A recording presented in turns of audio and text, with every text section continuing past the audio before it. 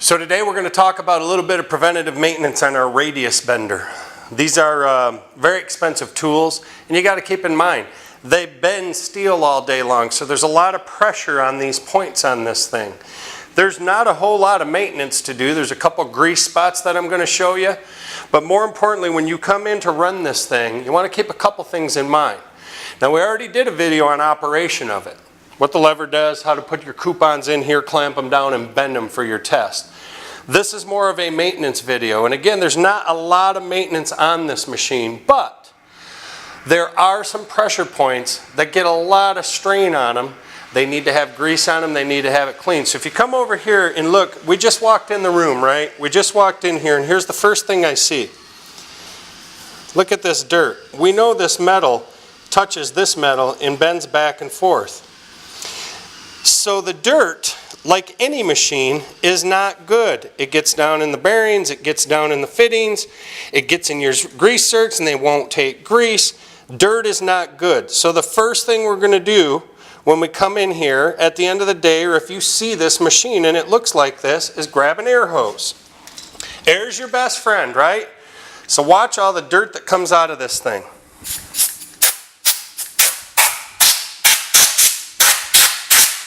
And it just works its way into all the nooks and crannies.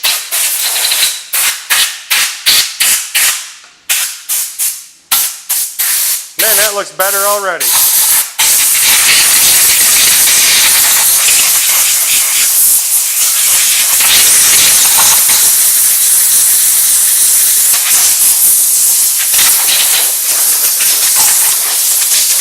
Now, we said that there's grease in some spots, so what's even worse is when you get those little particles of metal or that mill scale and it gets in the grease, because now the grease holds the dirt right in that place. And anytime you have metal continuously rubbing on metal, you got problems, right?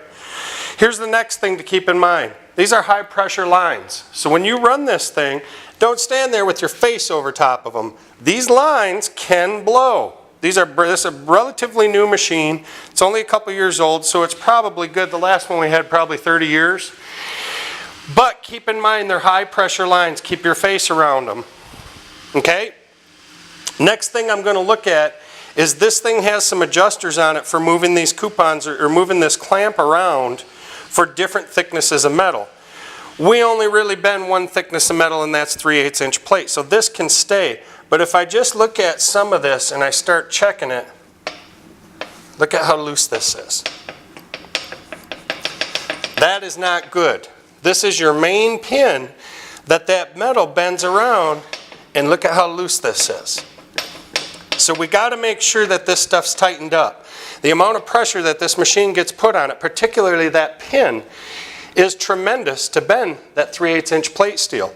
So first thing we do, and these should always be in the machine, is this thing is designed to come apart so we can move it around. But you want to make sure, I just turned that easy. You want to make sure this thing is tight. We start there. Now it's a little bit tighter, but we do not want this main die flopping around like that. We can see one more grease circ right here. I've got a grease gun over here that I'll grab in just a second, but come down around on the bottom and I'll show you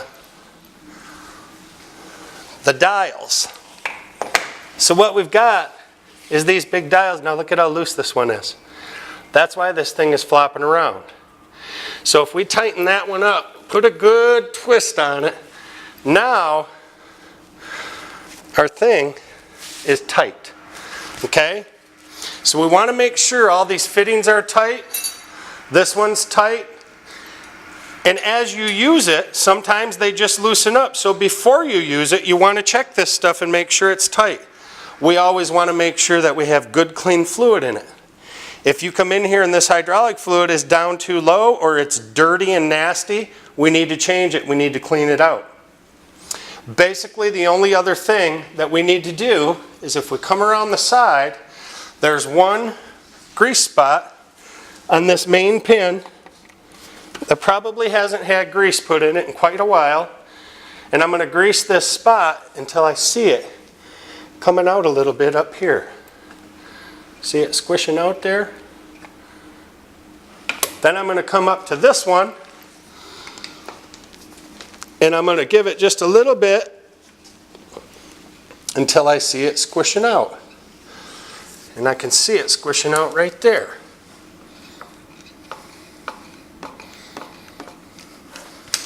Now, with that grease in there and those tightened up, you see how tight this clamp is.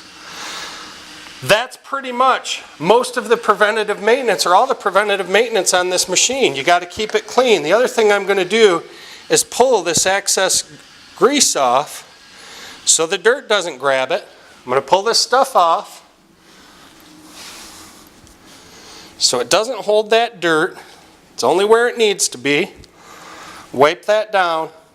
And then one more thing I'm going to do to help this thing work smooth is you can see right on this edge where this motor runs, this is metal to metal around this edge.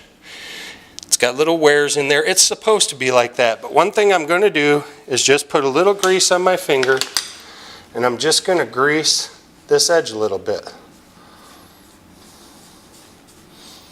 Just a little teeny film of grease, very little. And also keep in mind, these teeth match up with the gear, so it's not a bad idea to put a little grease here and there.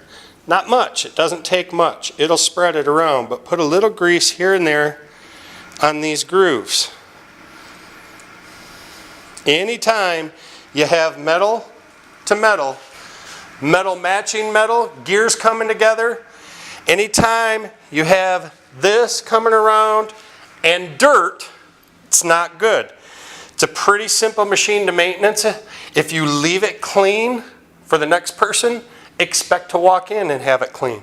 It only takes a minute, and again, just like all of the maintenance videos we've done, it will make the machine last longer, your bends will be nicer, safety increases because you don't have a bolt breaking off or whatever because it's loose. And if we all do our part, this machine's probably good for another 25 or 30 years.